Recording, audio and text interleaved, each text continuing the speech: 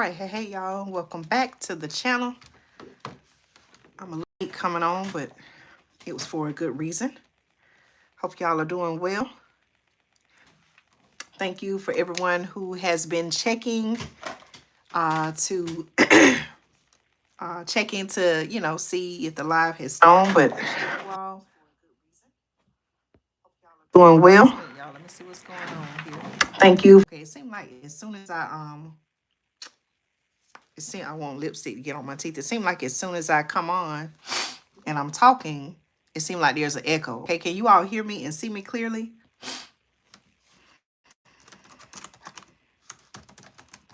Let me type some things in the chat.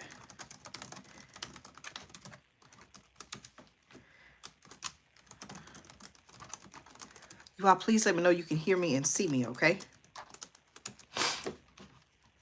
I'm gonna start off with a song tonight. And give everyone some time to come on the channel. All right, so this is coming up. Testing. Let me see. Is it on? Testing. Okay, it's coming on. All right. Hey, y'all. Thank you so much. Testing. All right, I do believe it's coming on, okay? All right, I'm gonna start off with a song. All right, give me just a second, y'all. Let me I feel like singing. So give me just a second here and we'll get started, okay? You okay? Okay. Hold on just a minute, y'all.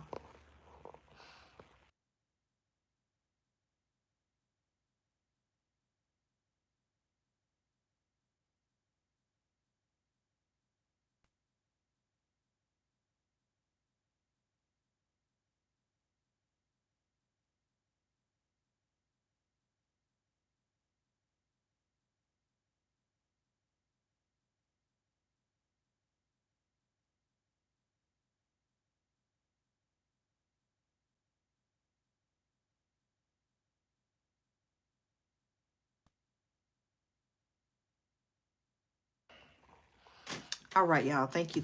Testing. testing. Can you all hear me? All right, I'm gonna go ahead and sing. I'm proud to be an American. Okay, so how many of you all tonight you can say that you are proud to be an American?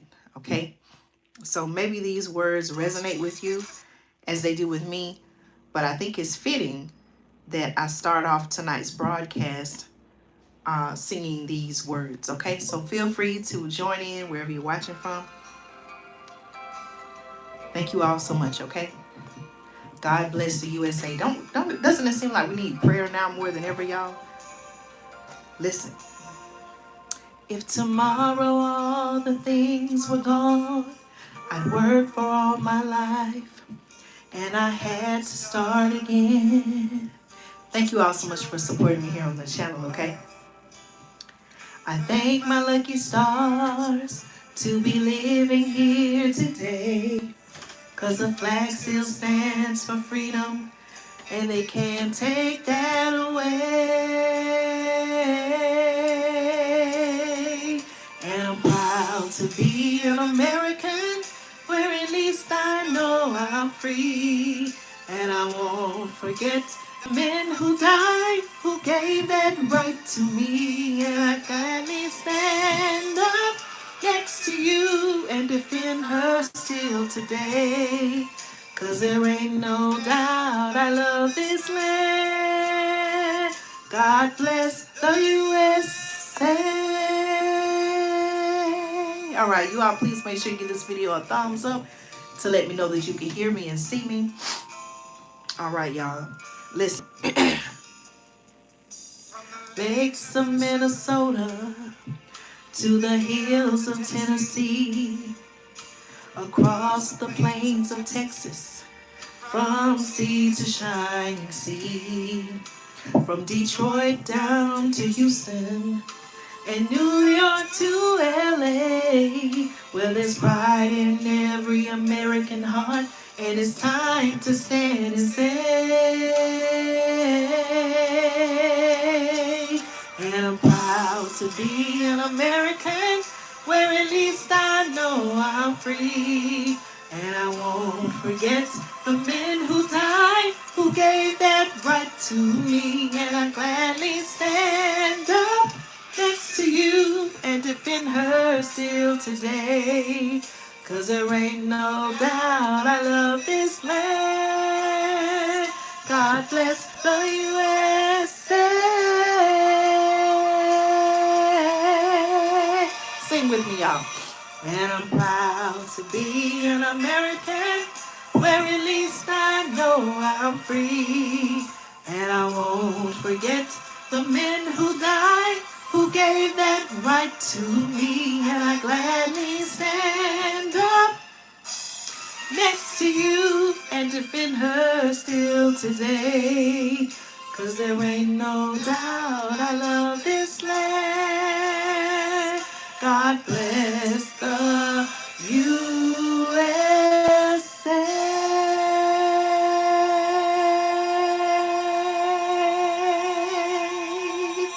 All right, listen, thank you all so much, okay?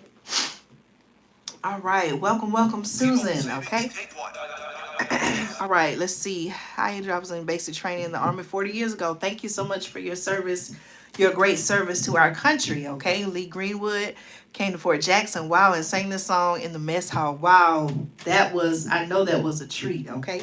Listen, y'all, as a matter of fact, I want to sing it again. Is that okay if I sing it again? Hold on, y'all.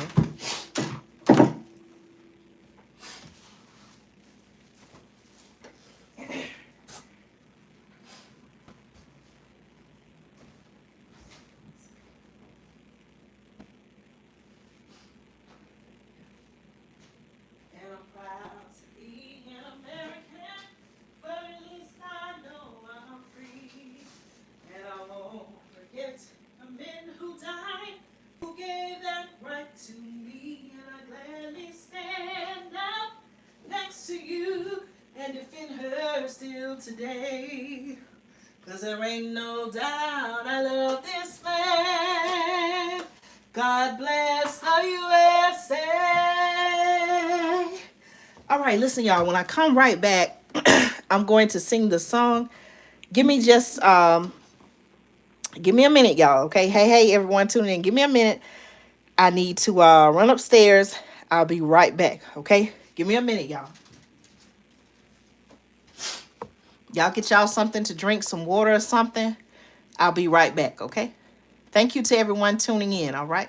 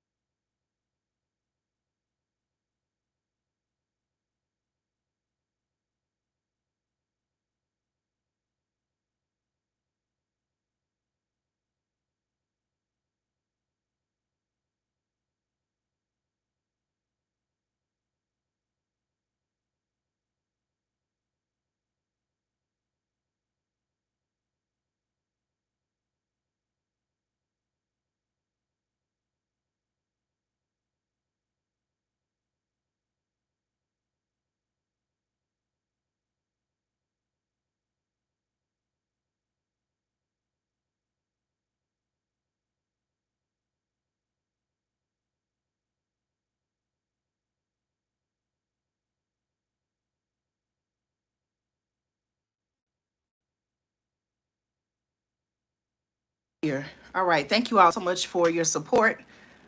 Okay. Yes, this is a wonderful song. Wow. Thank you so much, Karen. Okay. All right. Listen, y'all. I'm gonna sing this song again. Okay. And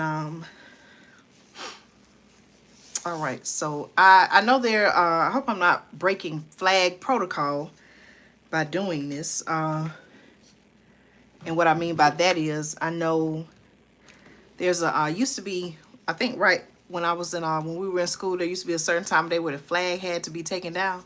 But I actually have a flag here. Okay, so I'm gonna sing this song and have the flag right here. Okay. So feel free. Of course, I can't hear you singing, okay? But feel free to sing along wherever you're watching from, okay? All right, let's see. Y'all know how they do the ads, okay? Hey, hey, everyone. Thank you all so much, okay? All right.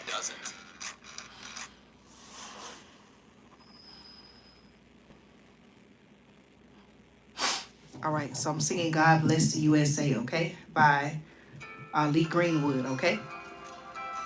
Can you all hear it?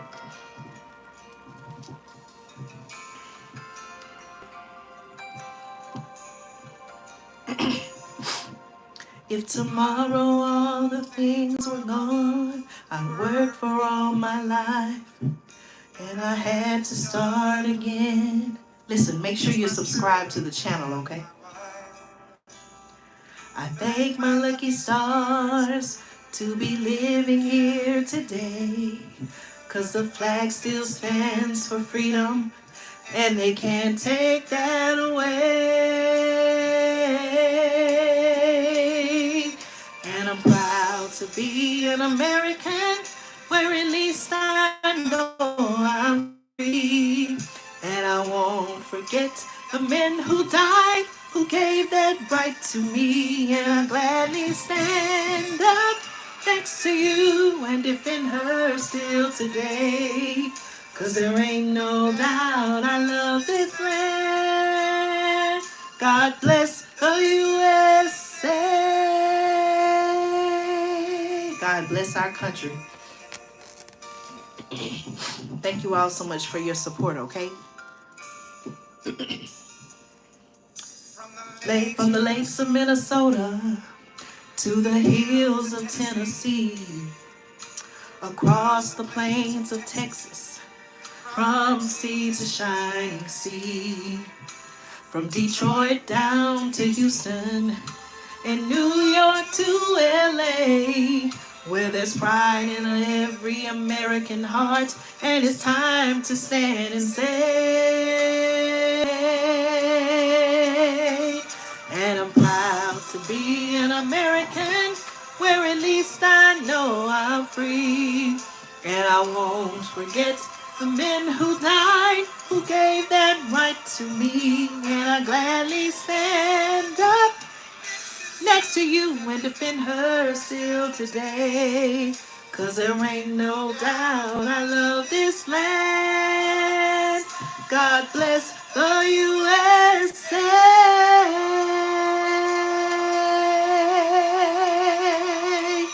And I'm proud to be an American, where at least I know I'm free. And I won't forget the men who died, who gave that right to me. And I gladly stand up next to you and defend her still today. 'Cause there ain't no doubt I love this land. God bless the USA.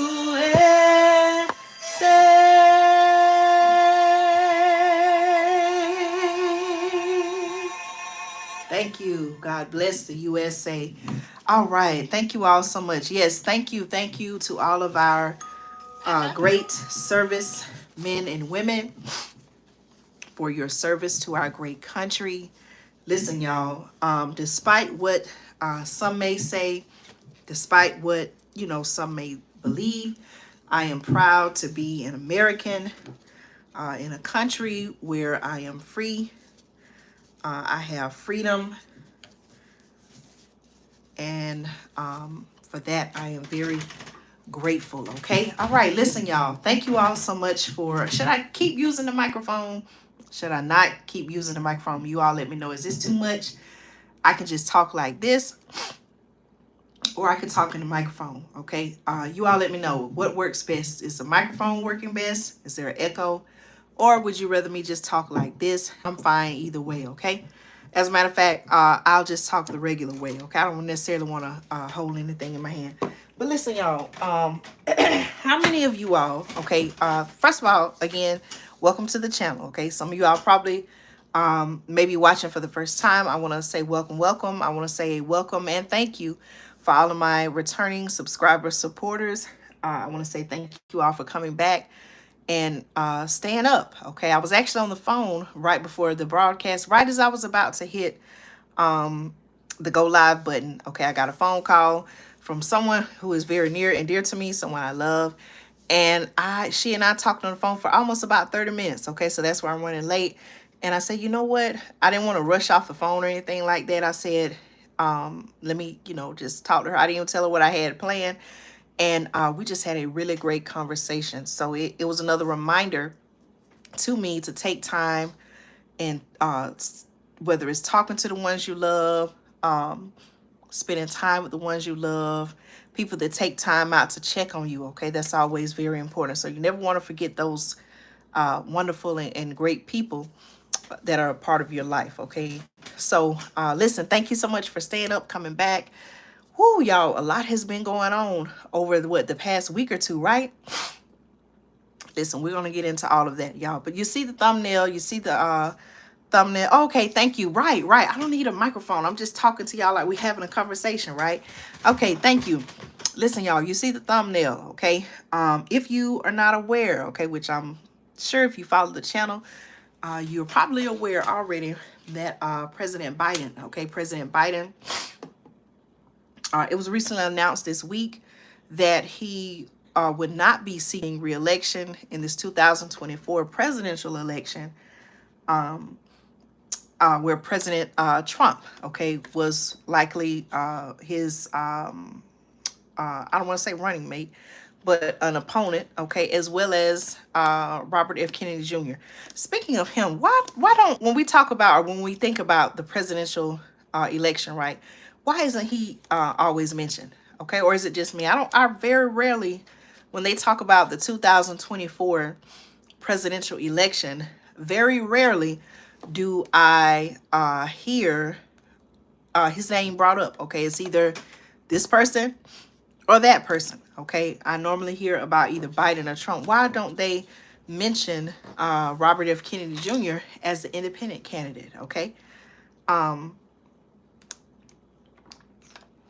that's something that I was wondering about. But listen, y'all, tonight I wanted to come on. I already had this live scheduled, okay, and I wanted to come on, and I just want to share my thoughts on his speech to the nation. Okay, so President Biden gave an address from the Oval Office, it was said. Okay, he addressed the nation regarding why he was not seeking re-election. Okay, did you all just type yes or no in the comments? Before I get started, did you all see or hear President Biden's address to the nation? Okay, please, and it was this evening around 8 o'clock p.m. Eastern Standard Time.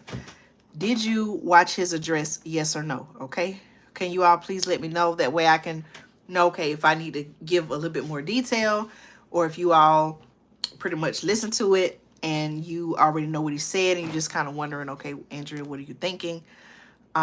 Okay, so there was someone that said they watched your address. Okay, someone that said they didn't watch, that's fine. It's also available. You can go back and watch the replay as well if you just want to, see him. I was even asking the question, okay, like, where is President Biden? Whether you vote for him or not, okay? I couldn't help but wonder, okay, where is President Biden? What's going on? We see that there's on the community tab, right? I was putting out letters, screenshots of the letters from his physician, who was reassuring us, the American people, that, giving us daily updates on his progress, how he was doing regarding his treatment. Someone else said, yes, they did watch. Okay. And so, we were getting these daily updates, right? But we weren't hearing from him. And so that was a little bit kind of like, okay, like, what's going on? Are they just like, why aren't we? Right. He has been absent for almost a week. Okay, so we were kind of wondering. I agree. We were wondering. Okay, like is he really okay? Is there something that they're not telling us? What is going on? Okay, so finally tonight, from the White House Oval Office, okay, we got a chance to hear. I assume it was live, right? I don't think this was anything that was pre-recorded. They didn't say.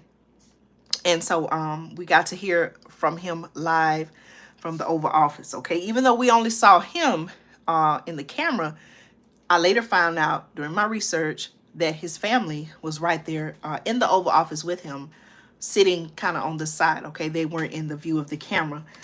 But I wanted to come on and just kind of give you some of my thoughts, okay? My reaction, as some would say it.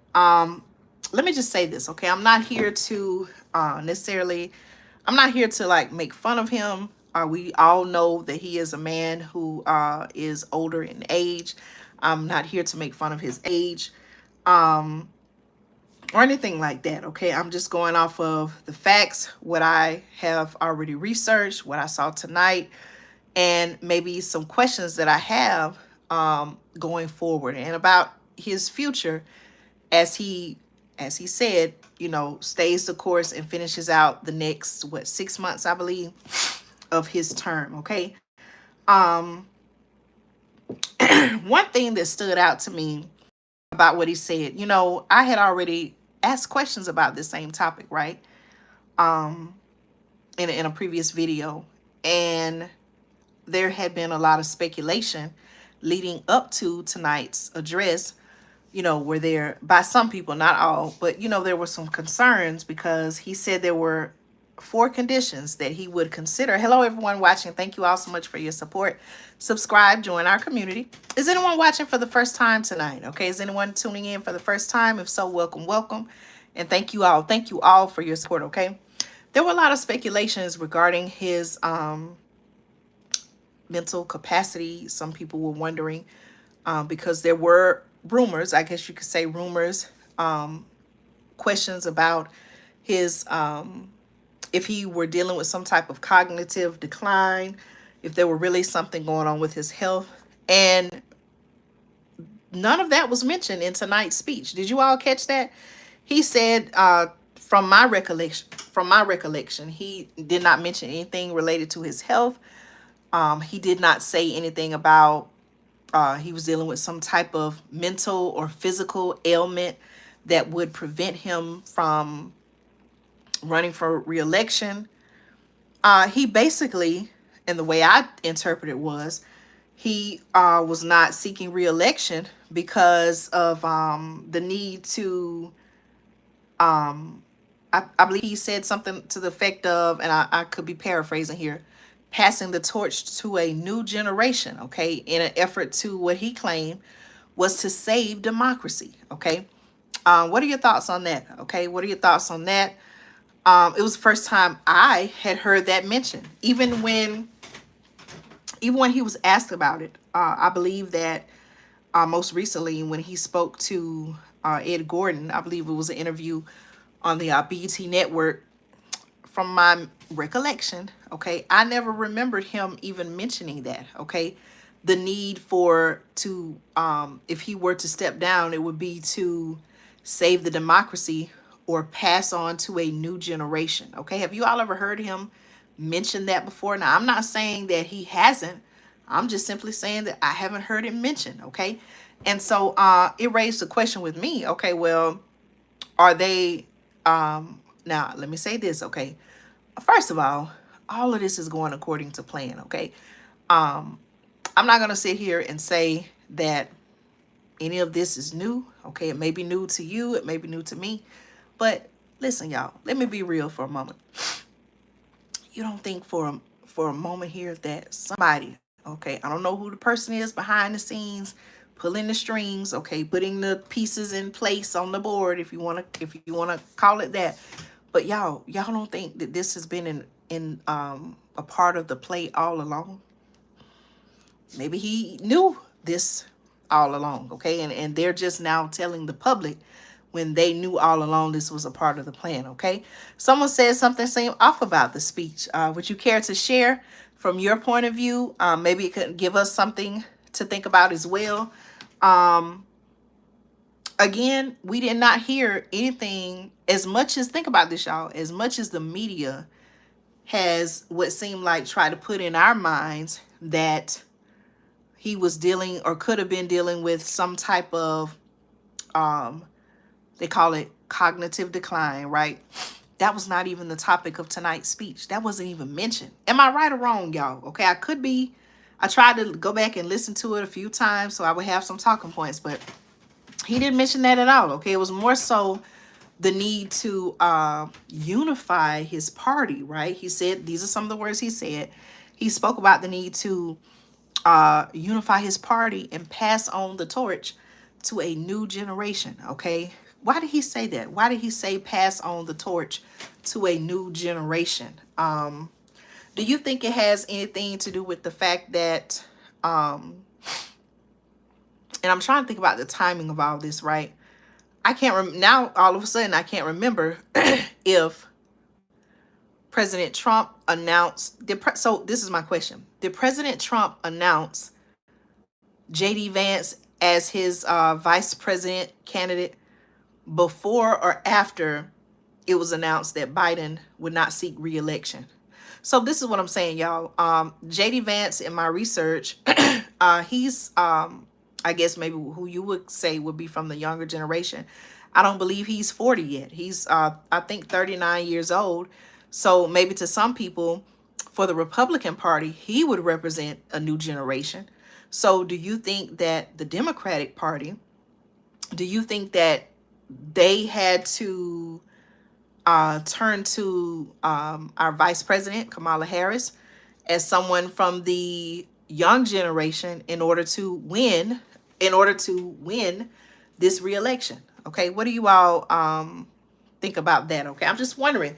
It was just that was one of the things that stood out to me, the fact that he was saying he wanted to unify the party, and then he spoke about the need to pass the torch to a young generation. Okay, so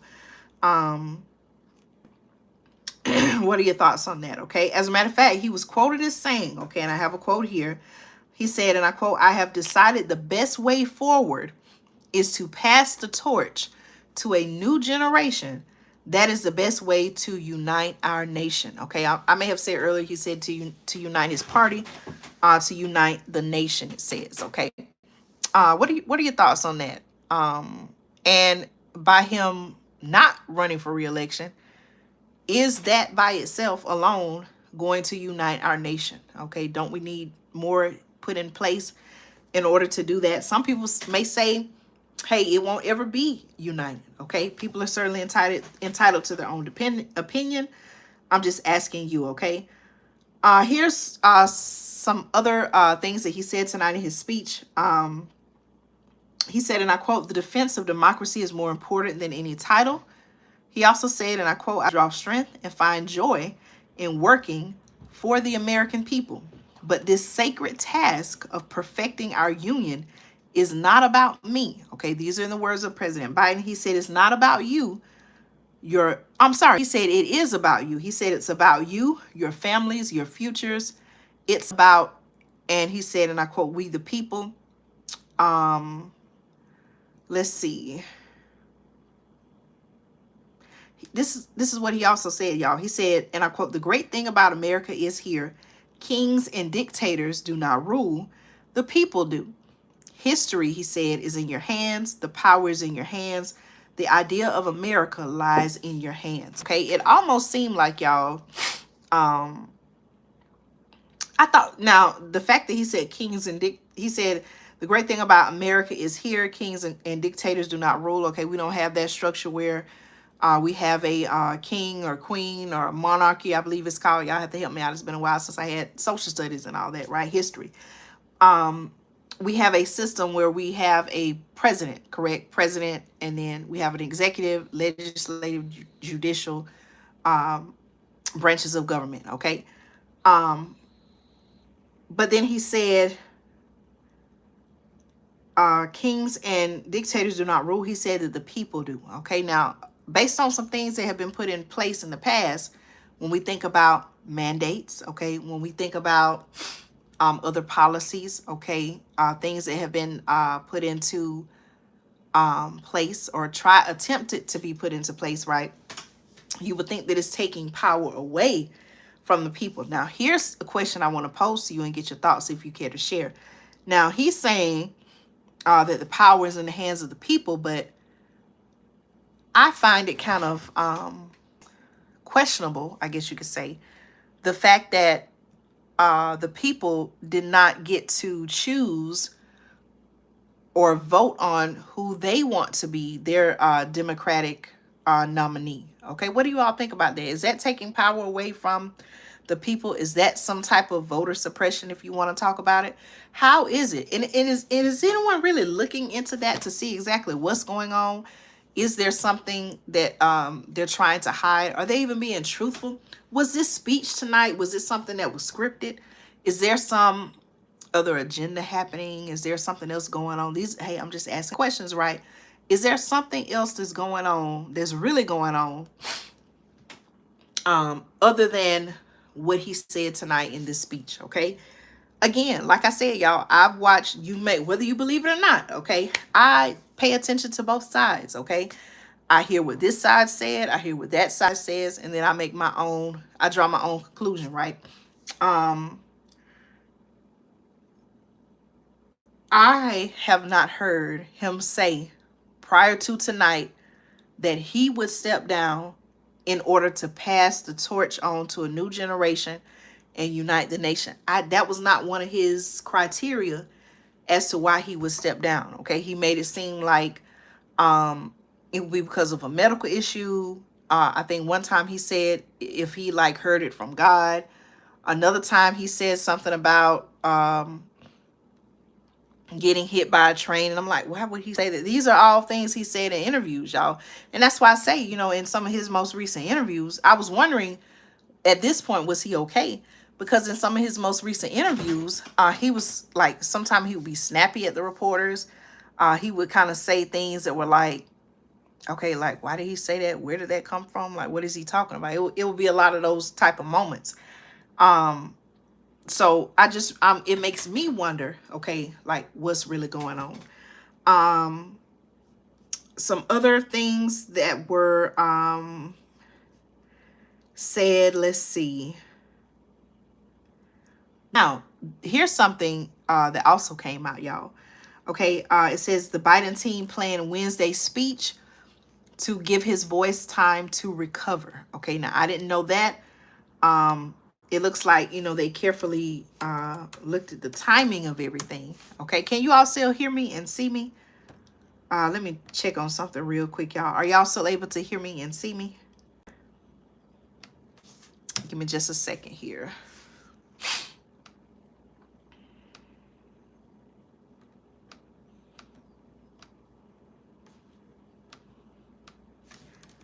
Hold on just a second, y'all. Okay, thank you. Okay, for a minute there, I couldn't see. It's like I couldn't see anyone or see any of the comments. Okay, so I thought I had hit something by mistake. But is what I'm saying making sense, y'all? I had never heard him say that he was let me see, what was I? I was saying something different, y'all. Listen, don't hate. I'm not crazy, y'all. I'm thinking about different thoughts, and I'm like, okay, well, I don't see anyone. It doesn't show that anyone is watching, so I don't know what's going on with that. But yes, okay, thank you. You all said the sound was good. But listen, y'all, what I'm trying to say is I found it odd. This is what I'm saying, and I'm gonna move on.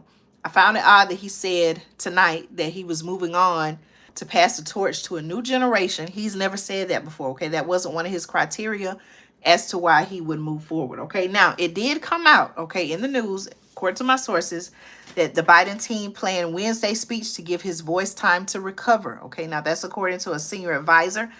According to sources, President Biden withdrew from the 2024 campaign 3 days ago. It says he returned to the White House 1 day ago after testing negative for the C word. Okay, we already talked about that, right?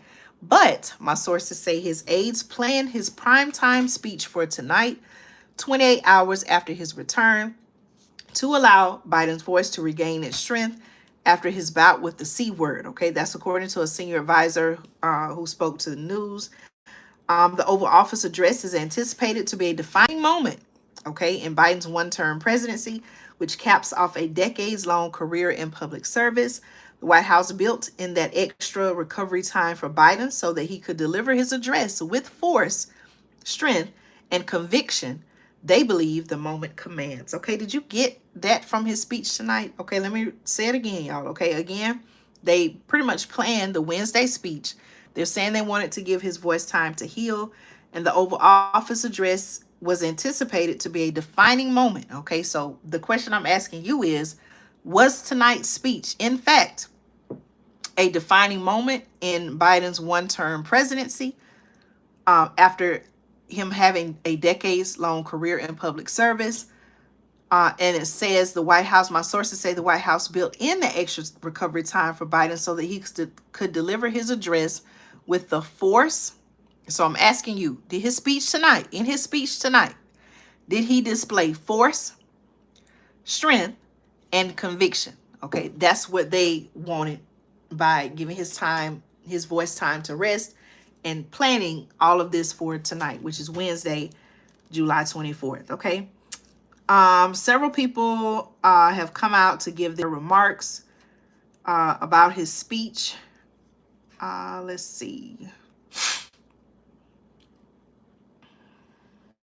So before he, okay, someone said no. Listen, I still have some questions after. So I kind of almost feel like I really didn't get clear answers. Even though I kind of, like I said, y'all, it's all a part of the play, right? It is not hidden anymore, okay? It's in plain sight. They're showing us what they are really attempting to do, okay? It's not being hidden anymore, at least for me. I can kind of see it, okay? Now, before he talked to the nation, right, before he addressed the nation tonight in tonight's Oval Office address, the decision was announced Sunday in a letter on his official account on X, okay, the social media platform formerly known as Twitter, okay? We're in the day and age, y'all, where when it comes to important announcements, sometime instead of, and you would think that if it's coming from the president, why would it be on Twitter before some type of an official announcement on letterhead or some type of, I don't know, something more professional, I guess I'm trying to say. You would think it would have been done more professionally, okay? Right. I missed all of that, okay? I didn't really get conviction. What were some other words I just said? I didn't get conviction, strength. I just didn't get that, okay? But again, that's me, okay? You could have saw something differently. Right. And he does that quite a lot, okay? Randomly talking about many topics in a short period of time. I did not hear him mention President Trump's name, okay? Did you all, as much as he will sometime call him out and, make an accusation or pinpoint something that he allegedly did or did not do, I didn't hear him mention his name, okay? Did anyone else? Let's see. I'm just trying to look and see if I may have missed anything. All right. Thank you all so much for, I enjoy reading your comments and everything, okay? Okay, President Biden, in his address tonight, he had this to say. Listen, this is what I wanted to talk about, y'all. Listen to this right here. Okay, my sources say President Biden addressed his decision to step aside from his campaign Wednesday, framing, listen to this, y'all, the 2024 election as a choice. This is what he said. He said it's a choice between moving forward or moving backward, okay?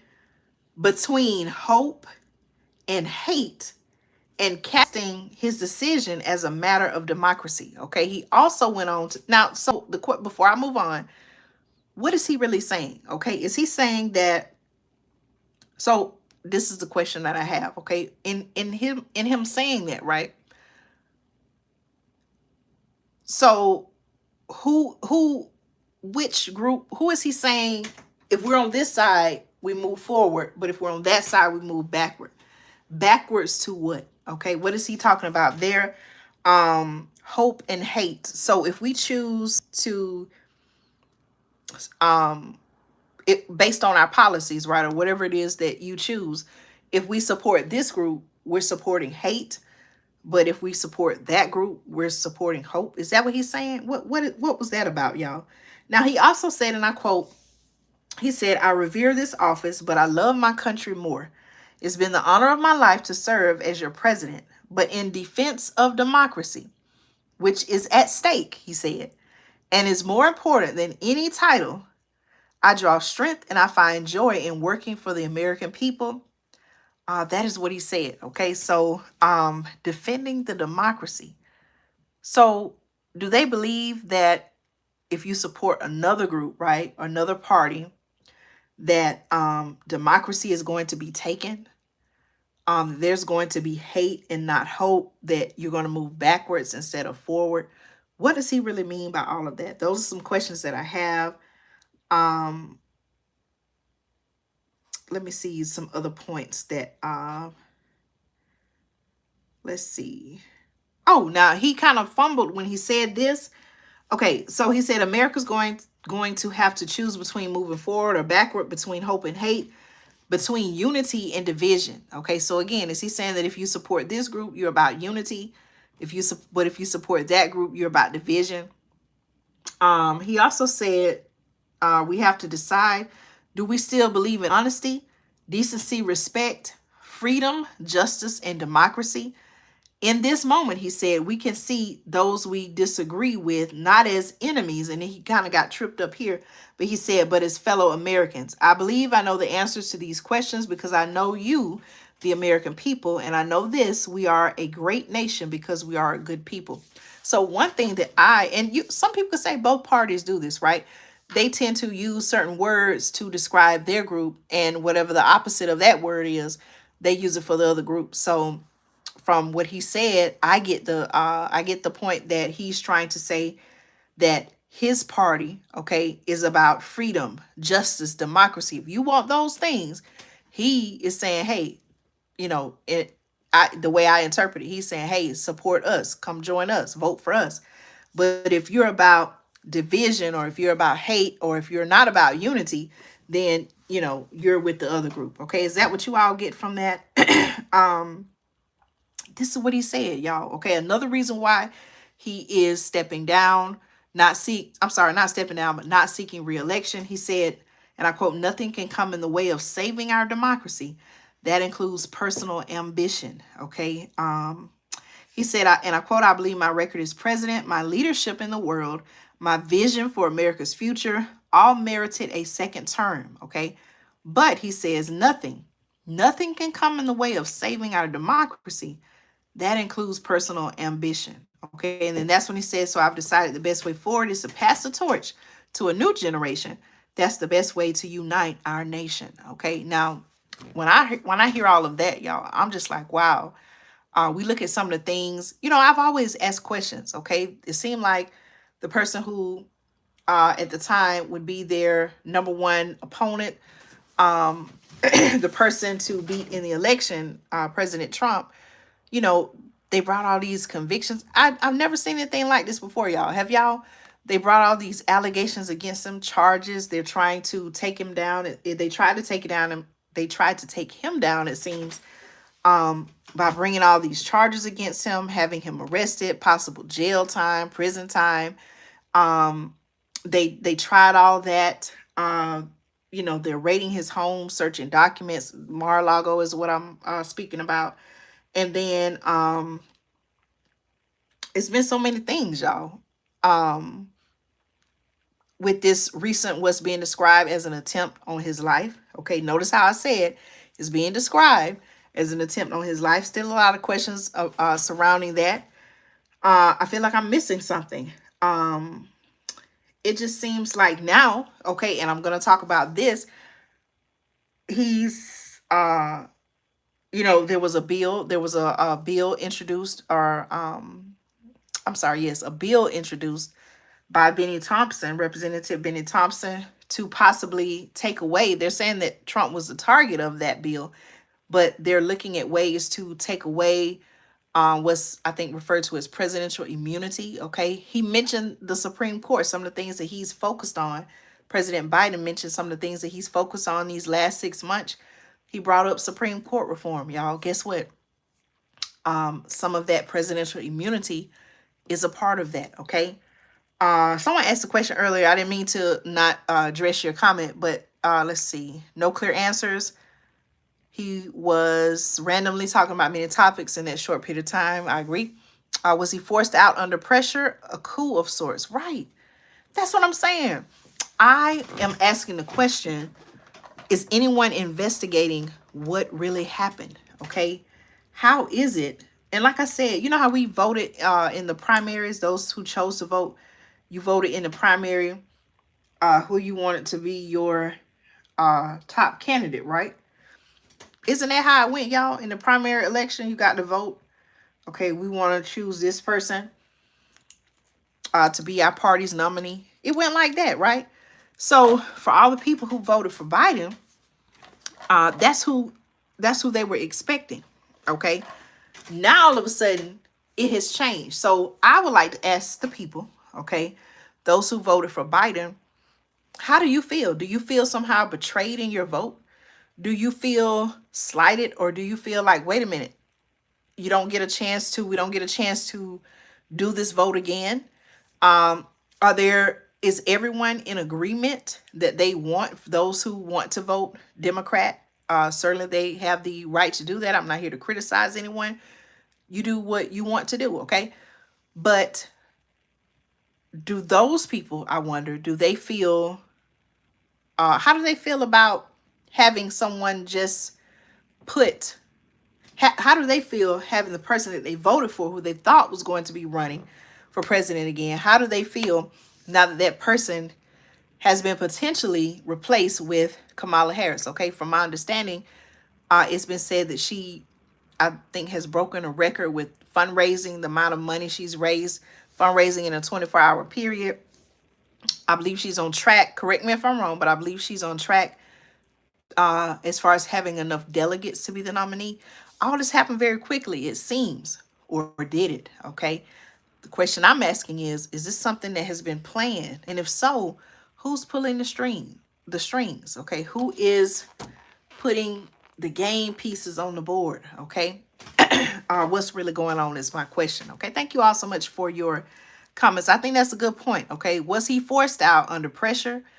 Was there some type of coup? Did they just get rid of him and say, no, we don't want you anymore, we want this person? But wait a minute. Should the people in the Democratic Party have a chance to vote again? Are they even satisfied with Kamala? Or is she being used for some type of bigger agenda? Okay.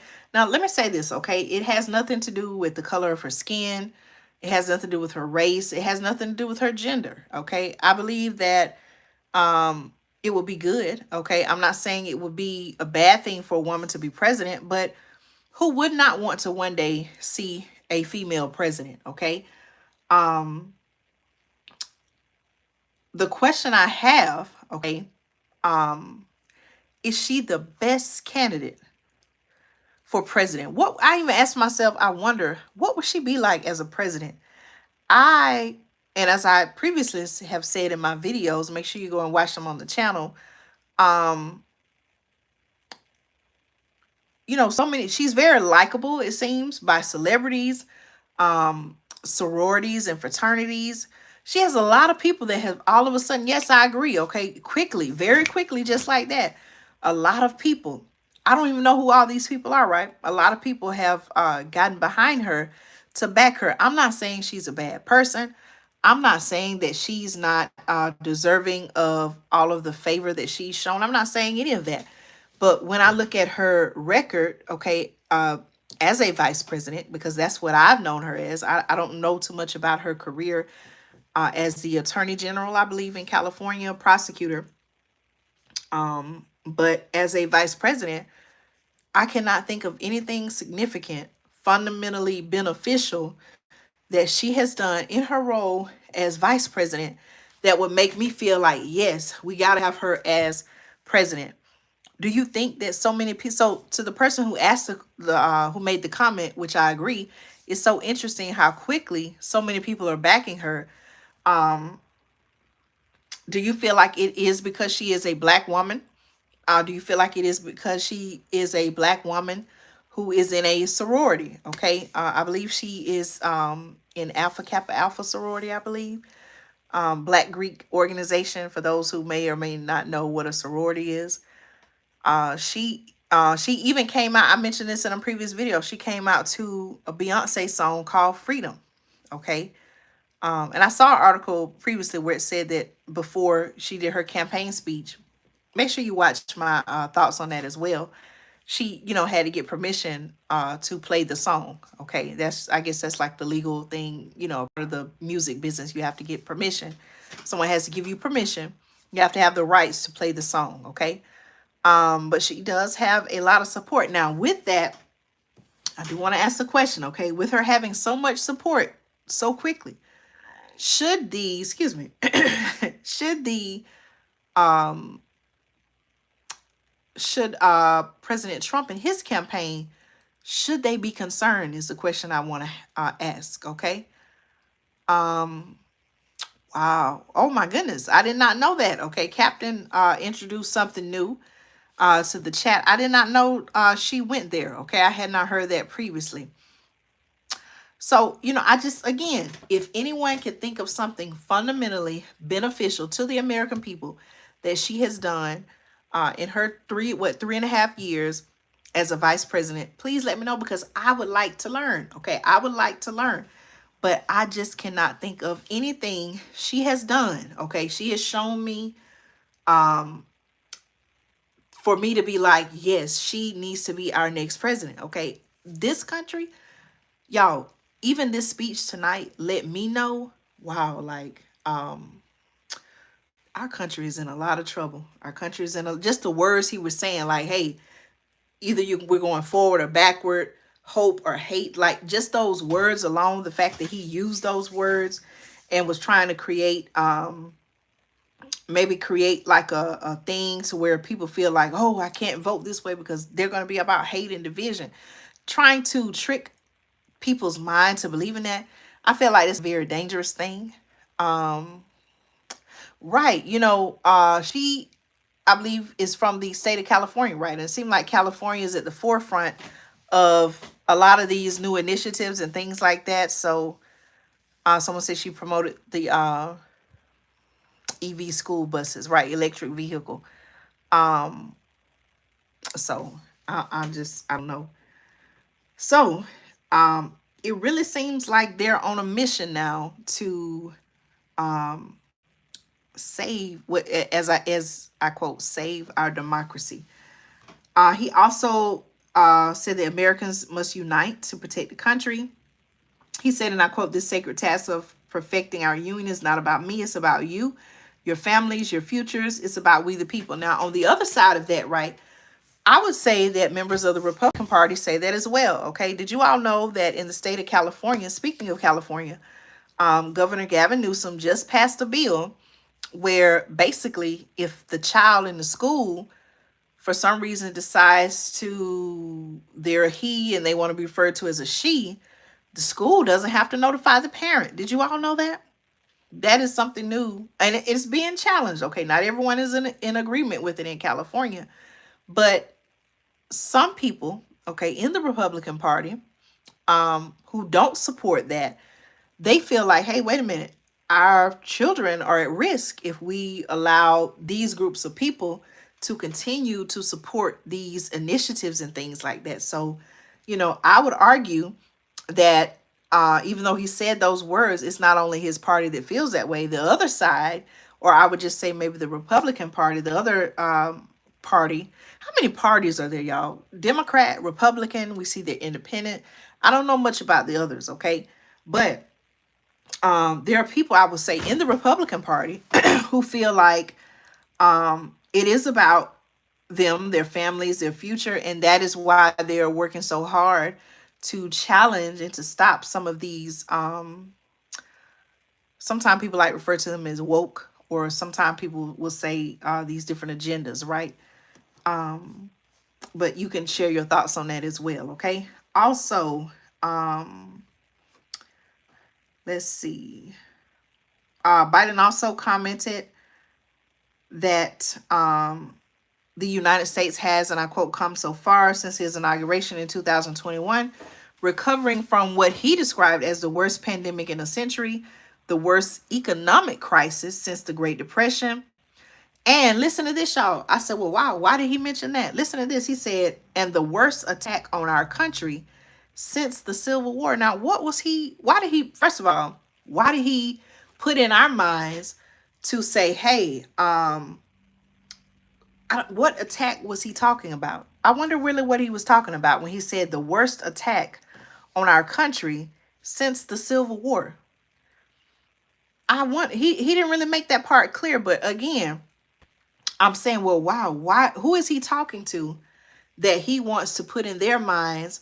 Wow, it's almost like they're saying, think about the Civil War. Think about the Civil War. Okay. That when I heard that, I said, wait a minute.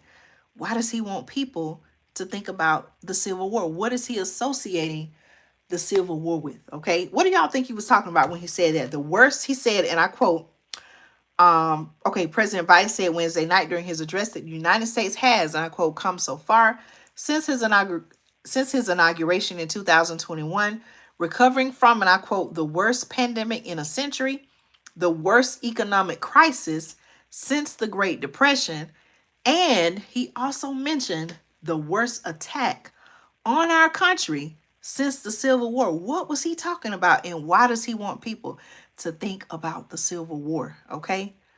Right. Okay. Someone said propaganda. Very well could be. Over exaggeration of economy and jobs. Prices still high at the grocery store. Listen, they're high at the grocery store. They're high at the gas station. They're high when you get the electric bill. Prices across the board, clothes. People are getting ready to shop for back to school. I got my y'all know every year I try to do a back to school shopping video, right? I got one coming. I just haven't been to the store to start shopping yet. But prices across the board, okay, are high.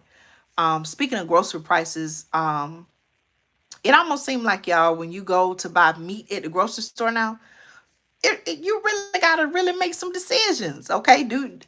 I even find myself saying, hey, do I even want to eat meat tonight?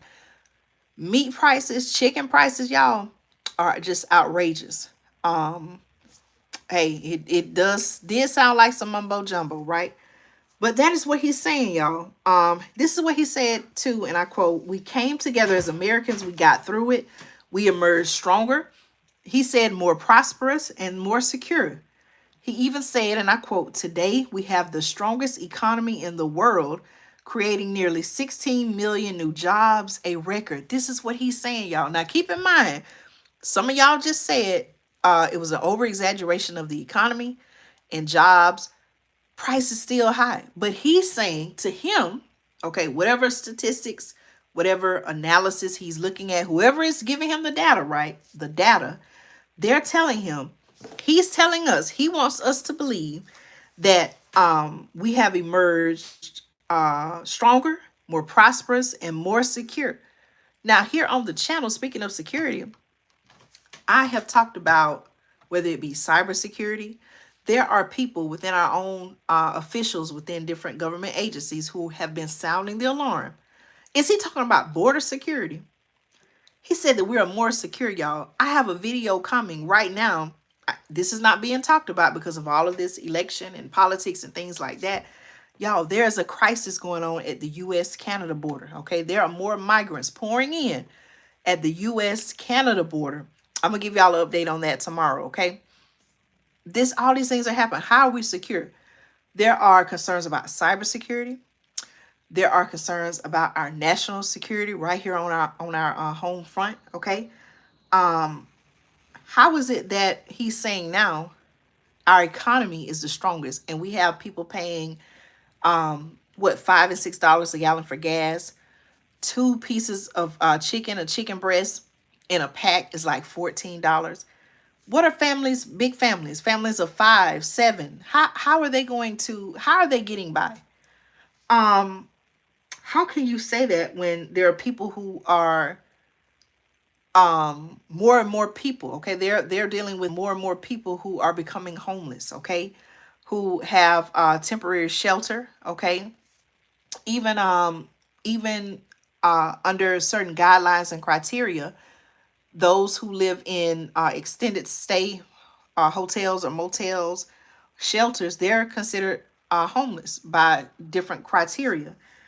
So all of these things are going on at an alarming and all of these things are not only going on, but these things are increasing at an alarming rate. How is he saying with all of that now? And it's some other things I haven't even mentioned. How is he saying? Why does he want us to believe that, and I quote, today we have the strongest economy in the world, creating nearly 16 million new jobs. Who has these new jobs? Okay. Is he talking about jobs, robot jobs? Y'all, Chick-fil-A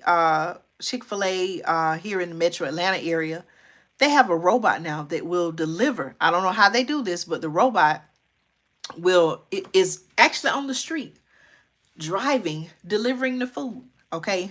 I'm seeing more stores have self checkout. I showed I posted a picture on the community tab, and I showed y'all where in the pilot gas station, okay, in a gas station convenience store, I never before in my life seen this until this year.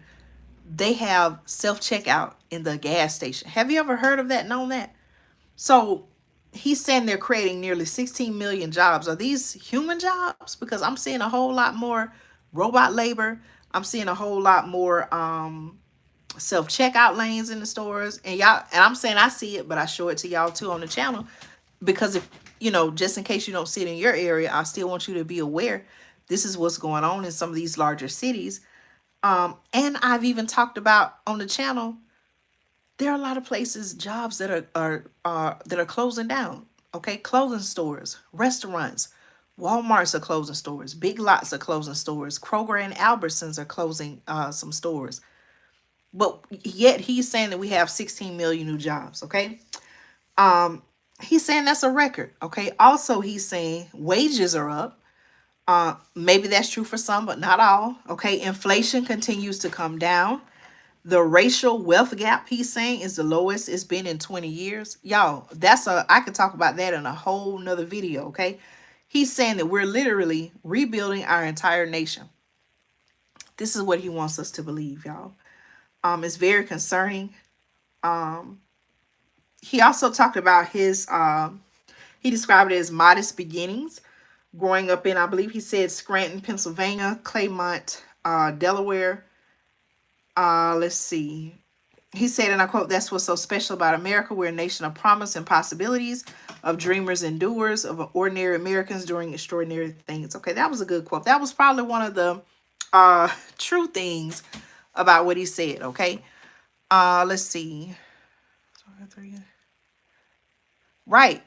Even people who are working multiple jobs, they still, in some cases, they still struggle to make ends meet. So I just find it very alarming that he made it seem like as a country, we got it going on, that people are prospering. And that may be true in most cases, right?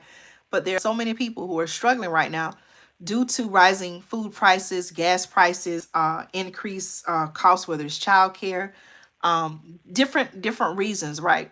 People are struggling to make ends meet, and even having challenges, okay? A lot of people are having to go without, okay, just to get by, or they're having to cut back. Let's see. Wow. Okay. He said, and I quote, "My fellow Americans, it's been the privilege of my life to serve this nation over 50 years. Okay. So he has had a career in politics over 50 years. He said, "Nowhere else on earth could a kid with a stutter from modest beginnings in Scranton, Pennsylvania, Claymont, Delaware, one day sit behind the resolute desk in the Oval Office as president of the United States. But here I am." Okay. He was speaking about his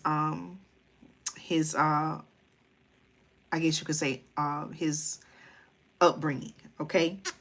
Let's see. Okay, this is what I want to talk about. I don't want to keep you all long. It's 11:33 p.m. here on the East Coast. This is what he said, y'all. Okay, he actually spoke about his priorities for his final 6 months in office. Okay, President Joe Biden laid out his priorities for his final 6 months in office during his rare Oval Office address on Wednesday night, including what he described as, and I quote, defending the right to vote and the right to choose, as well as calling out hate extremism.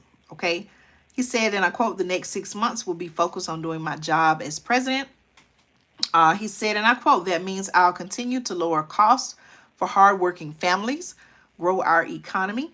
I'll keep defending our personal freedoms and our civil rights. Again, y'all, you know, when he talk about freedom, civil rights, he's targeting certain groups, okay? Again, he's trying to get people to think about, okay, I'm defending your personal freedom, whether it's the right to choose, the right to choose who you love, whatever right, the right to what do they call it, reproductive rights, things like that, right? He wants people to start thinking about that, okay? Civil rights, okay? Clearly, we know who he's targeting, Black Americans, right?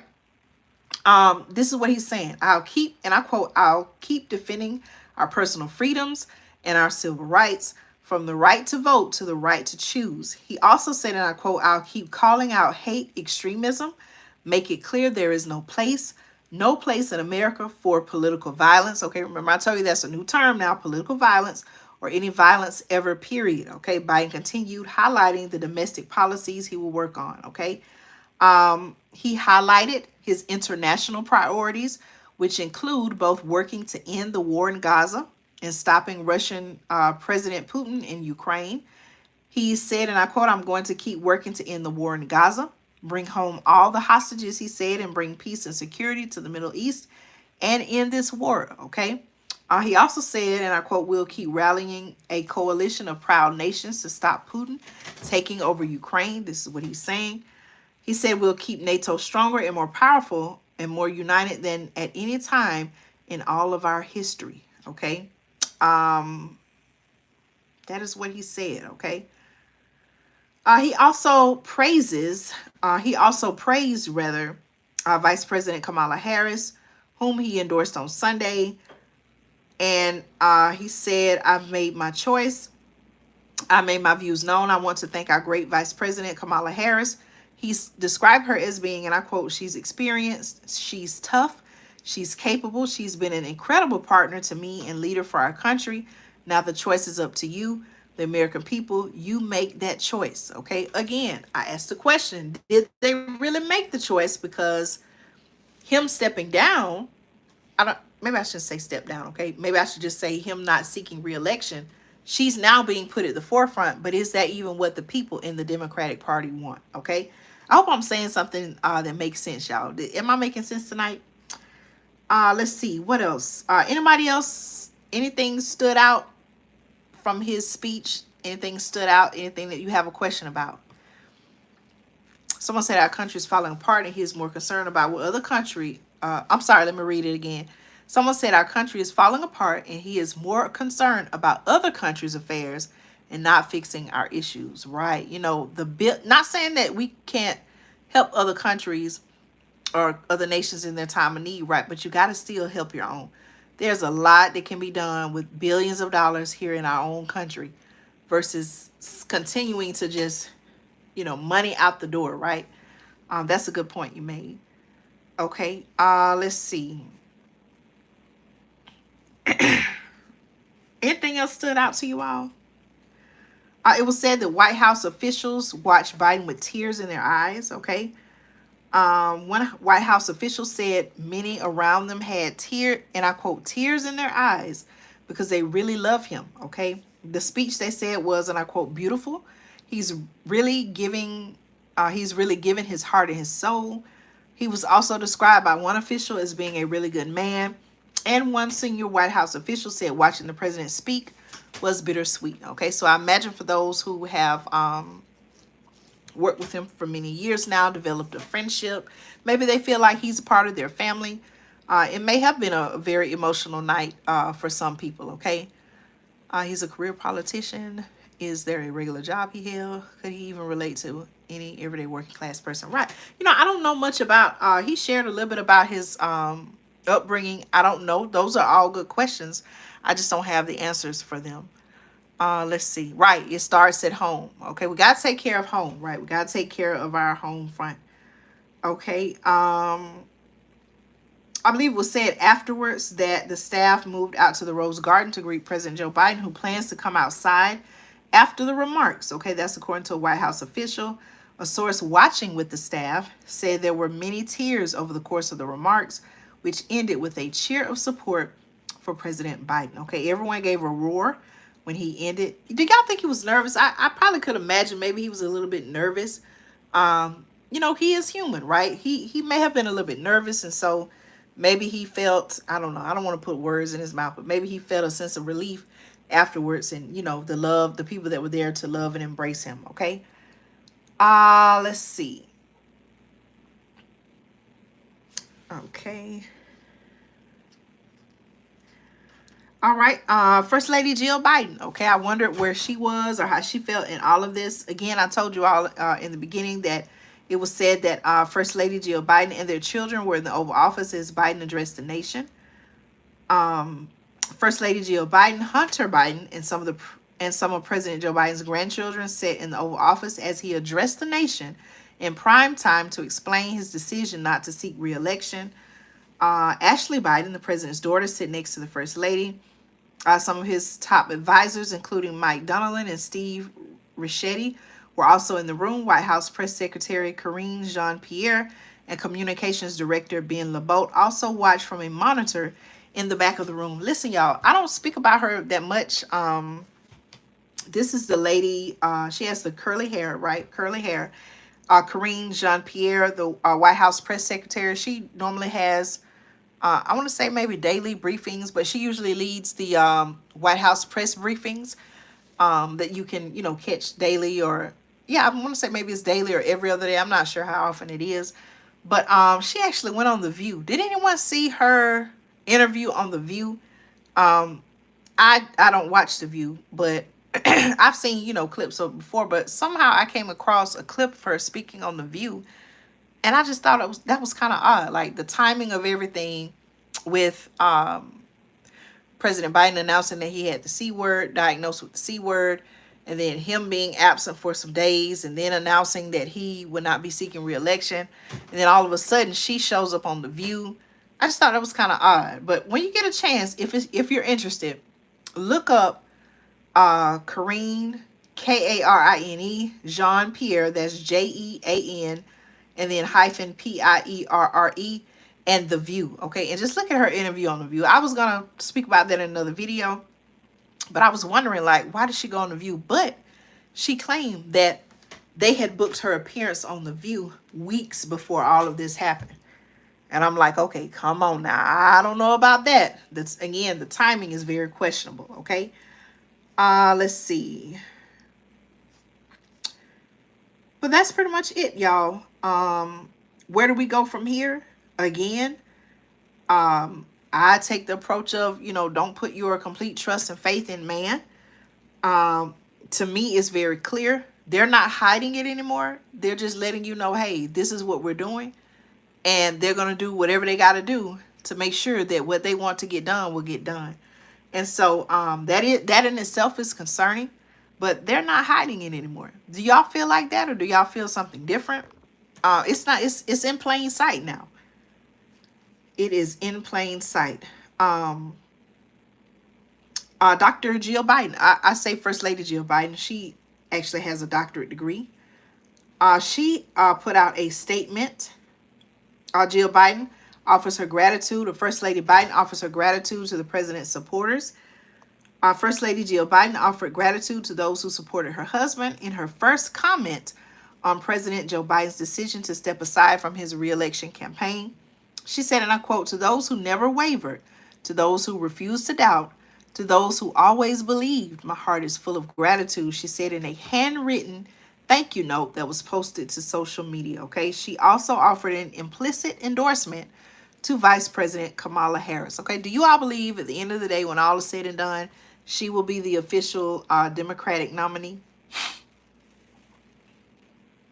And it was also said, okay, according to my sources, that President Biden spoke to staff in the Rose Garden after his Oval Office address about how there is more work to do and stressed the need to elect Vice President Kamala Harris in November. Why do you all think that there is such a strong need for her to be the Democratic presidential candidate?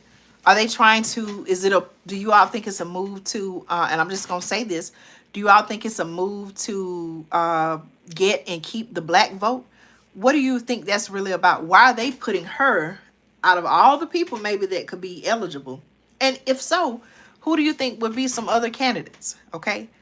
Someone said, I wish him and his family well and divine protection. Right, right. You know, again, whether you vote for him or not, I never would wish any ill will towards him. Even now, still, I want him to be well. And I said this in a video, you know, it may be time, if there's something going on, that he step back, take some time and see about himself and get the care that he needs, because I would imagine it's very stressful, very demanding being the president of the United States, okay? Let's see. Okay, wow, okay. George Carlin. Okay, said there's a club, we ain't in it. Wow, I'm telling you.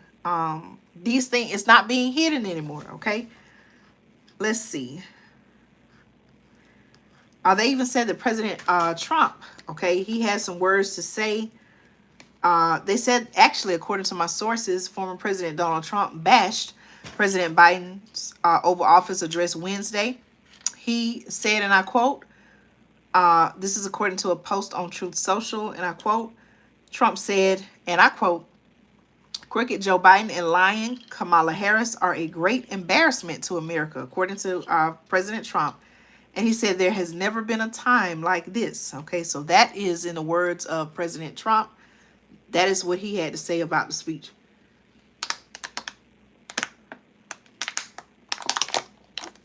I wonder why he called them a great embarrassment. It could be. It could very well be a distraction. Okay, I told you all, when it seemed like there's this story or that story that they want us to focus on, the question I learned to ask is, okay, what else is going on that they don't want us to know about or that they're not putting at the forefront, okay?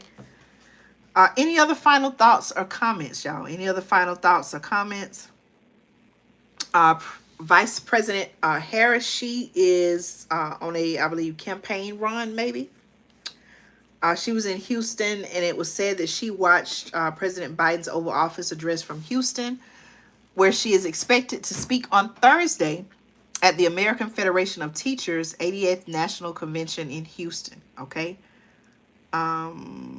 Let's see. Okay, now, speaking of being in Houston, where a lot of people are still dealing with no power, no electricity in this extreme heat, it was said by, and I quote, a White House official said, and I quote, Vice President Harris watched President Biden's address to the nation from Houston, Texas, where she is spending the night after visiting the city's Emergency Operations Center to receive a briefing on the ongoing recovery efforts following Hurricane Beryl. Okay, I was wondering, I saw where she was supposed to be going to Houston, and I said, now, I'm just going to see if they say anything about her going to offer assistance or visiting any of the people in the areas or the sites in the areas to, in fact, see what was going on concerning these people and why after a week, over a week, y'all, some people still don't have power. Some people have lost their life.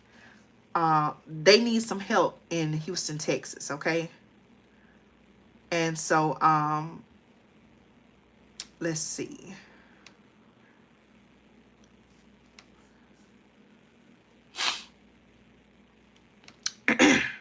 All right.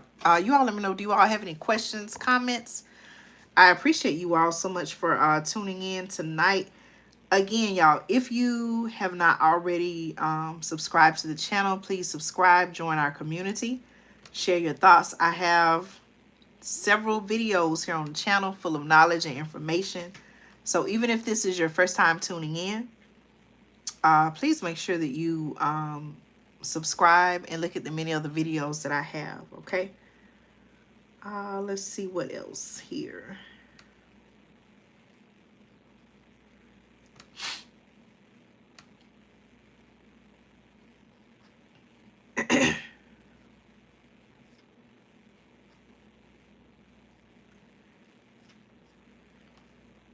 So, did he really explain? So, in the thumbnail of this video, right, I asked the question, did he really explain why he's leaving? Did he really explain?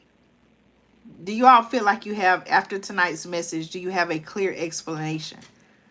Even though he gave an explanation, I still have questions because, like I said, I've listened to several of his several of his interviews that he's done, even leading up to him recently getting sick and diagnosed with the C word.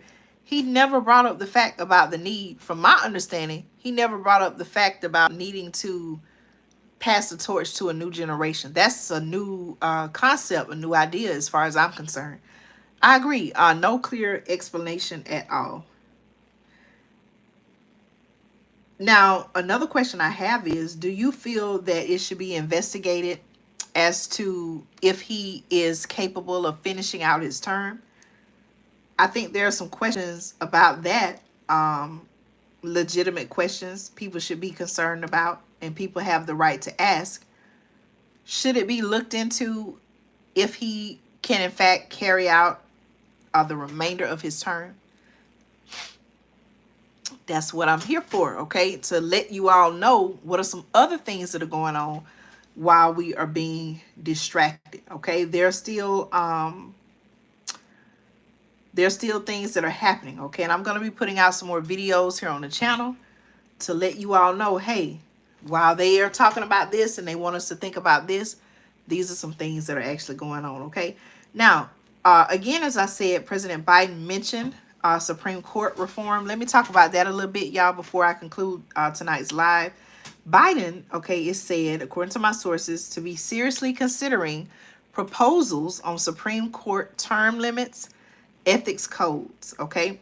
Let me speak about that, okay? Now, according to my sources, President Joe Biden is seriously considering proposals to establish term limits for U.S. Supreme Court justices and an ethics code that would be enforceable under law amid growing concerns that the justices are not held accountable, according to 3 people briefed on the plans. Listen to this, y'all, okay?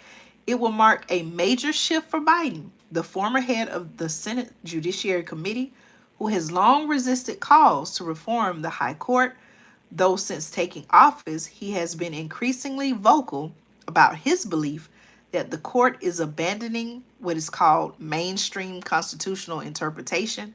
The details were first reported by the Washington Post. Okay, now, again, y'all, the timing about all of this is a little bit questionable. Again, this is an election season.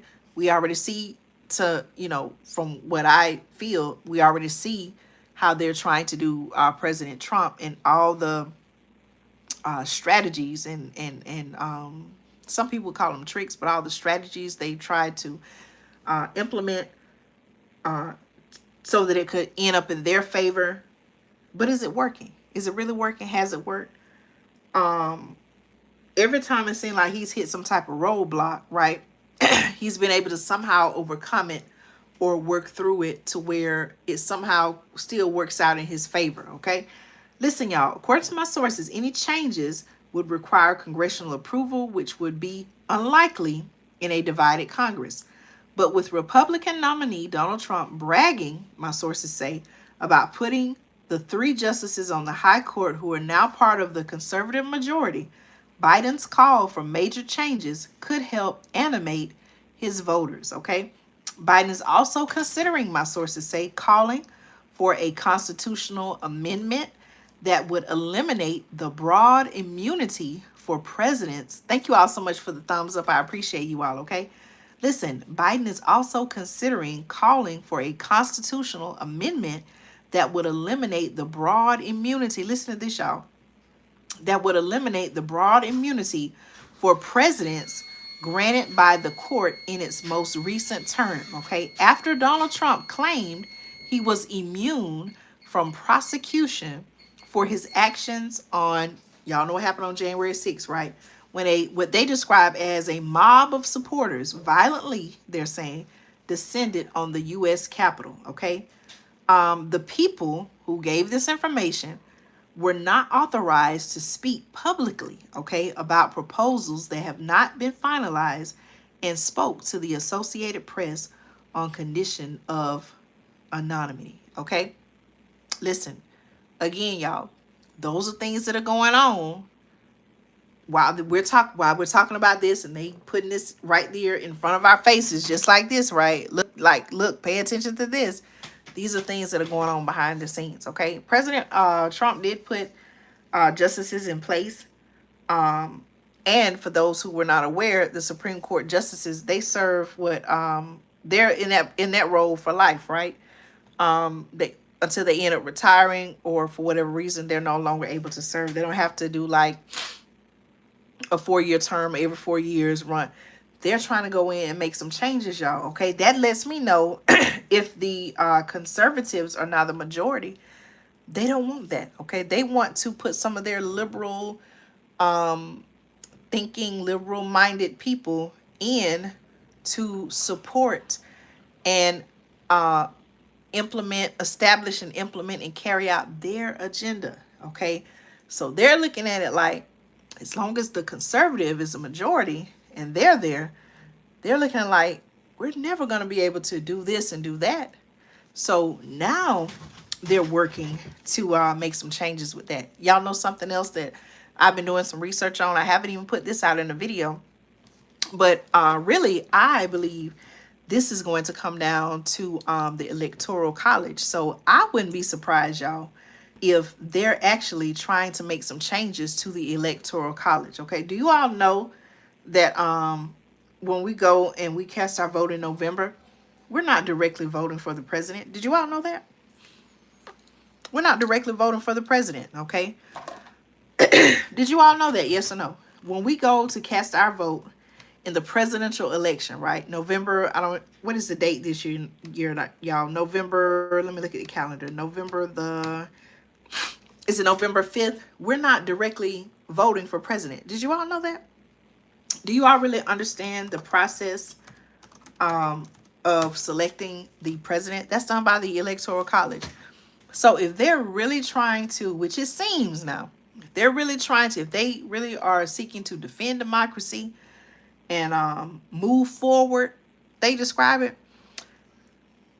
I wouldn't be surprised if they start making changes to the Electoral College. Okay, what is the Electoral College? Some people may be, okay, someone said yes, they're familiar with that process, or they know that we don't directly decide the president. Listen, y'all, the Electoral College, okay, according to the National Archives, you can find this information.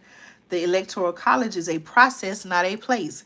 The Founding Fathers, they're described as, established it in the Constitution in part as a compromise between the election of the president by a vote in Congress and election of the president by a popular vote of qualified citizens, okay?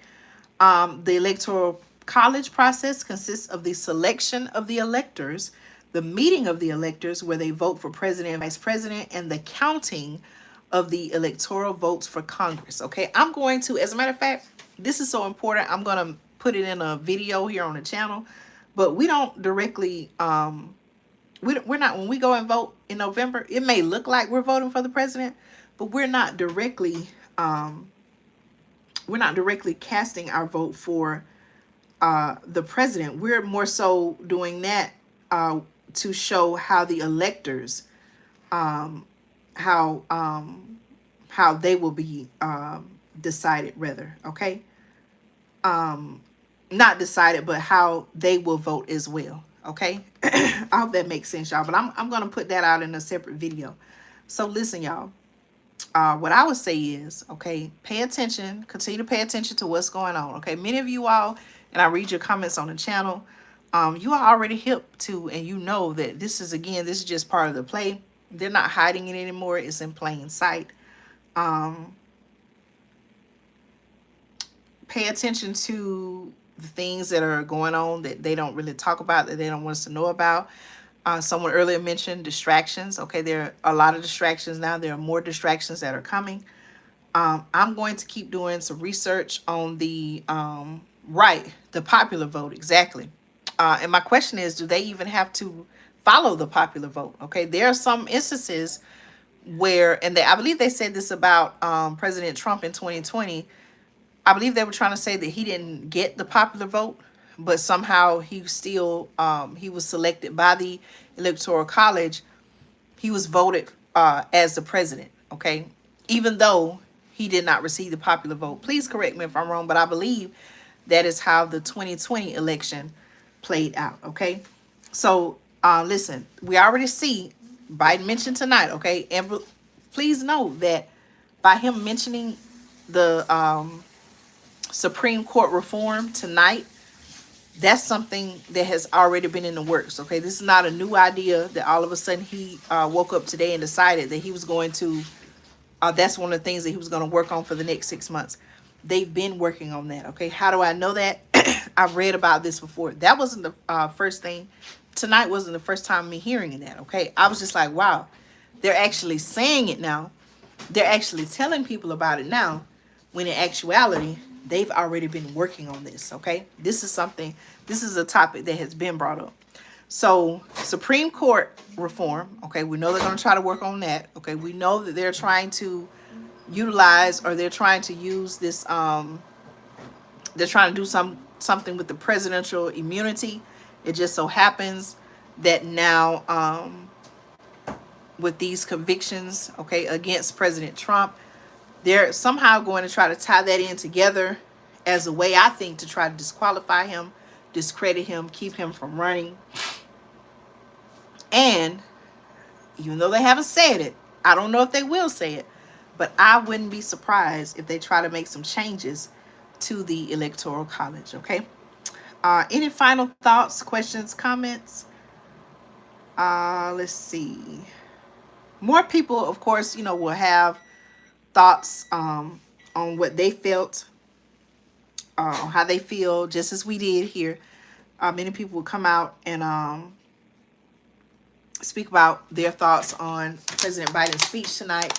The question I want to ask is, who is going to be, so if Kamala Harris is the Democratic nominee for president, who will she select as her vice presidential candidate? Okay.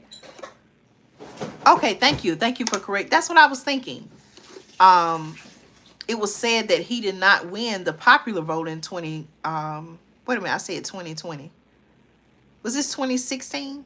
Now I'm getting my years confused, y'all. But basically, I was reading where, although President Trump did not win the popular vote, was this 2016, y'all? I think so, 2016. He was still voted by the Electoral College as president, okay? So the question is, will Kamala Harris officially become the Democratic nominee for president? And if so, who will she pick as her vice presidential candidate, vice presidential nominee? Y'all know what I mean, okay? Let's see. I think that's pretty much it, y'all. It was also announced that the House of Representatives, thank you, 2016, okay? Thank you. Was that the case as well for Clinton? Are you talking about Hillary Clinton or Bill? And so in 2016, correct me if I'm wrong, Trump ran against Clinton, right? Hillary Clinton, she received the popular vote. Is that correct? I think I have that correct.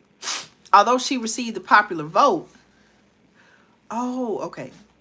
So do you think, now you brought up a good question there.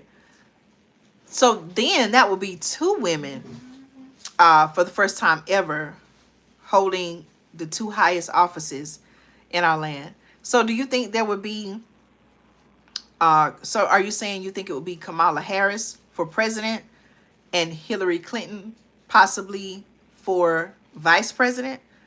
Wow. Okay. All right. Listen, y'all. It was also noted that our House of Representatives has voted to set up a bipartisan, meaning officials from both the Democratic and Republican Party, and maybe other parties as well. They're going to set up a bipartisan task force to investigate the attempt on President Trump's life. Okay, so that was something that was announced. We know that at this time, if you're not aware, the how is she described? The head of the Secret Service, I believe. Is her name Kimberly Cheadle? I may have her name wrong. I'm sorry, but she has resigned. Okay, let me make sure I have her name correct. That's gonna bother me if I said the wrong person's name. Let me see. Yes, Kimberly Cheadle. Okay, she has resigned. Okay, and so they're going to set up a task force to investigate exactly what happened. Okay. Let's see. Okay, y'all. Any other questions, comments, concerns? I really appreciate how much you all have contributed to our discussion tonight. Again, from my point of view, not a lot of clear answers. I just have more questions. And yes, thank you. Cheadle is her last name. I have more questions, and I actually see more clearly now. It's clearer to me that our country is in a lot of trouble. A lot of trouble just on so many different fronts. It's clear. It's even more clear to me. Excuse me. Let's see. All right, y'all. So listen, thank you so much for tuning in for tonight's broadcast. I appreciate you all so much. Thank you for staying up with me. It's 12:05 a.m.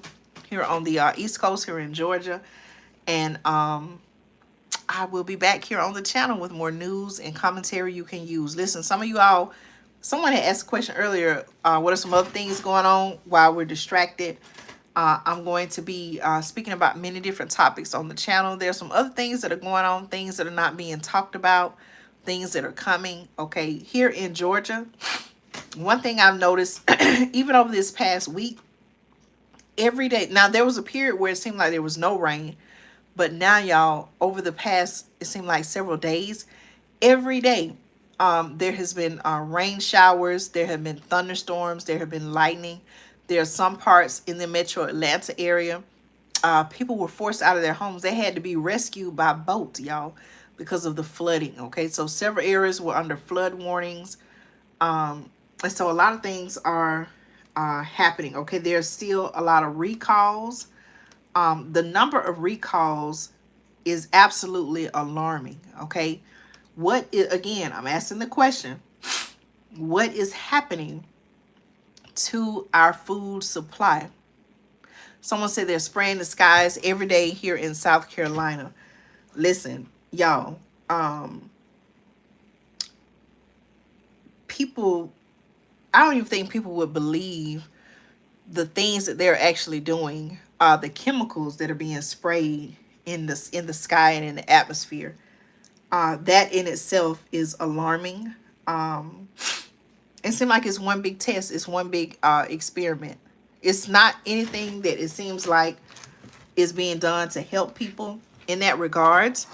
And they're still, y'all remember I did the video, you may or may not remember, but I did a video a while back, and I was talking about how the White House actually had a plan on ways to block out the sun. So that's another thing. I don't think he mentioned it tonight. He may or may not have. But another thing that they're looking to do is bring in more climate controls as well. Okay. So yes, Supreme Court reform, but right along in with the package. Okay, a part of the play, they're going to be bringing in some more. They're going to be bringing in some more climate initiatives. Okay. Okay, let's see.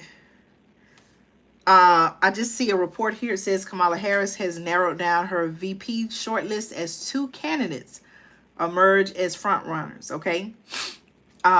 So we're just speaking about, okay, who would she pick as vice president?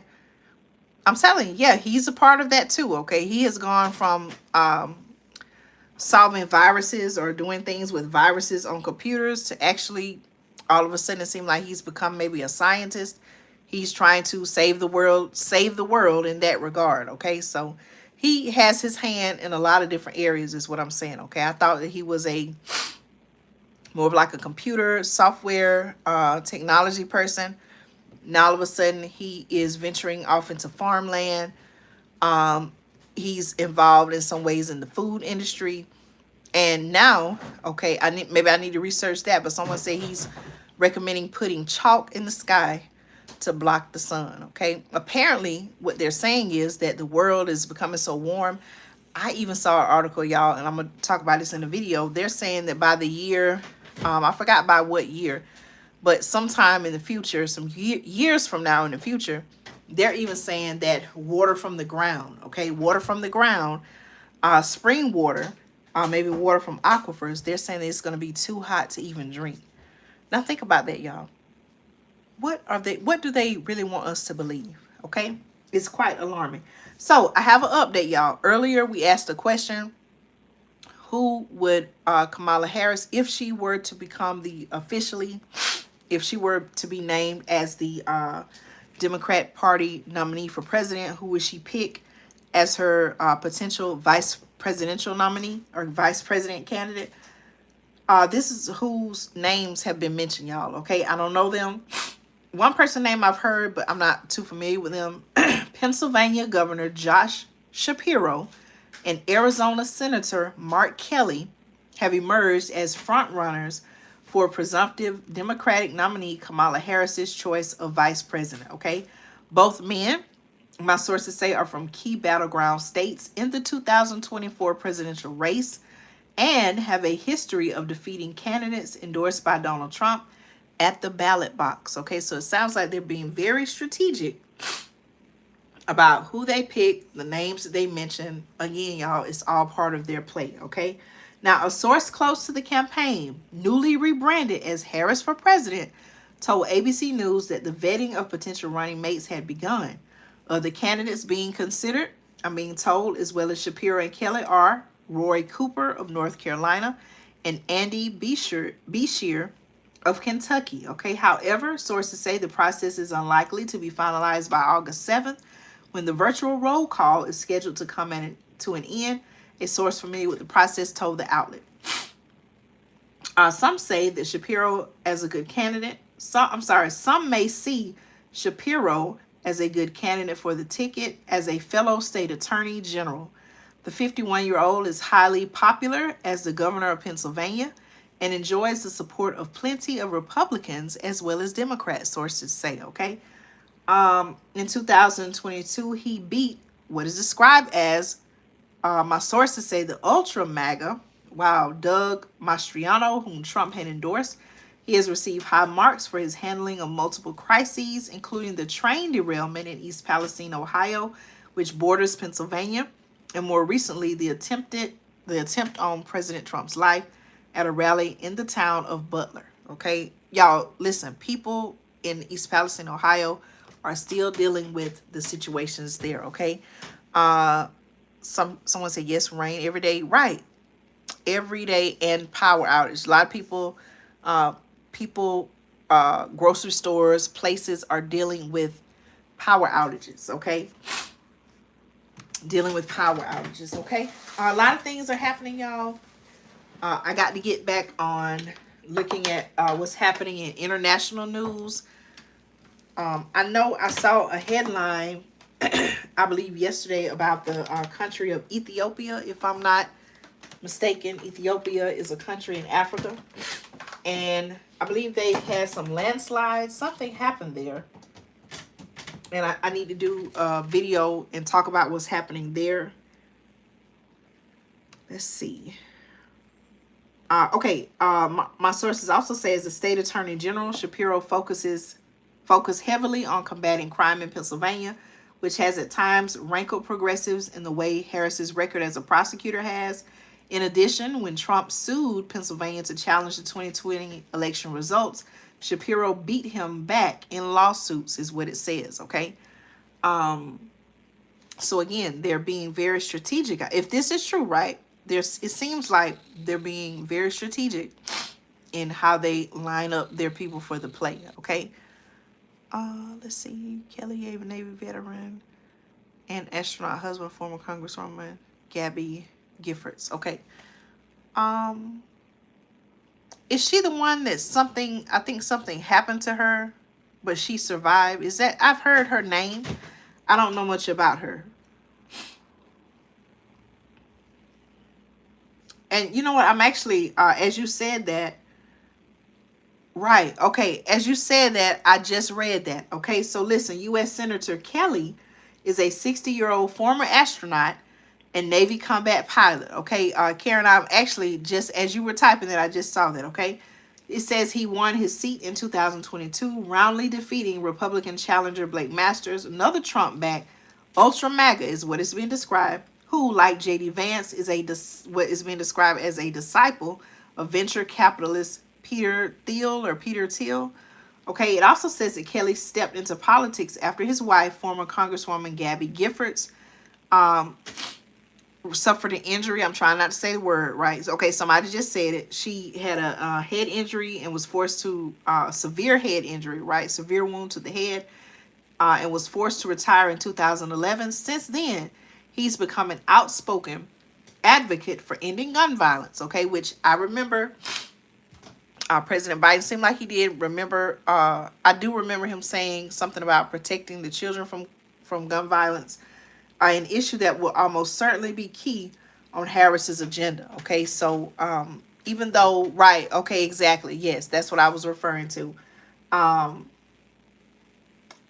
If he were to be put as the Democratic vice presidential candidate, I could see him, based on his experience, right? I could see him being a proponent of ending gun violence, okay? But for that reason, because it hit home for him, okay? Sources say the senator is also a prolific fundraiser who would have little trouble bringing cash to the ticket. With Harris, it seems like they're very focused on getting their funds and fundraising, okay? Picking Kelly may also signal that Democrats are serious about getting the West in mind. Okay, a border state Democrat, the sources say Kelly could push back on criticisms from Republicans that Trump would be better at handling immigration. As a veteran, sources say he has taken up late Senator John McCain's mantle as an ardent defender of Ukraine, which would contrast with Vance's opposition to supporting the country against Putin aggression. Okay, now if I remember correctly, please correct me if I'm wrong, J.D. Vance, did he serve in the war in Iraq? I believe he was once in the military as well, okay? Please correct me if I'm wrong. However, sources say his record in Arizona might lead Democrats to want to keep him in the Senate. The two men have major pros about what they could bring to the table for Harris. However, a source told ABC that while, and I quote, the horse has left the barn, okay, it's being described as that, y'all, concerning the selection of her running mate, the list of names is currently, and I quote, not exhaustive, okay? So what are your thoughts on that? Are those people two good candidates that could potentially help her campaign for president? What are your thoughts on that, okay? All right, y'all. Any other questions, comments, concerns? Like I said, I really appreciate you all staying up, tuning in, sharing your thoughts, contributing to the channel. I really, really appreciate you all, okay? All right. So please make sure that you stay tuned to the channel. I have some videos coming out tomorrow. I'll try to have at least 2 video uploads tomorrow. So please make sure not only subscribe to the channel, but when you subscribe, make sure you hit the all notifications bell. That way, whenever I upload new content, you will be made aware, okay? I appreciate you all. Thank you so much for tuning in. Thank you for sharing your thoughts. Thank you for taking time out of your evening, okay? There are probably thousands, if not millions, of YouTubers, I guess you could say, here on the platform. But I appreciate you for trusting in me to bring you news and commentary you can use. I enjoy coming on, talking to you all in the lives, uploading videos, and I hope you all enjoy tuning in, okay? Thank you. Thank you. I appreciate you all so much. Please take care. Take care of yourself. Take care of your family. Be encouraged. Don't forget it, with everything that's going on. Don't forget to smile. Don't forget to enjoy life. Don't forget to do things that make you feel good, that make you feel well. Take care of yourself, okay? Everything is going to be all right, all right? Thank you all so much. I appreciate you. Stay tuned for more news and commentary you can use right here on Andrea Speaks TV. That's right, y'all. God bless. God bless you all. Take care of yourselves, okay? All right. See you in the next video. Good night, y'all.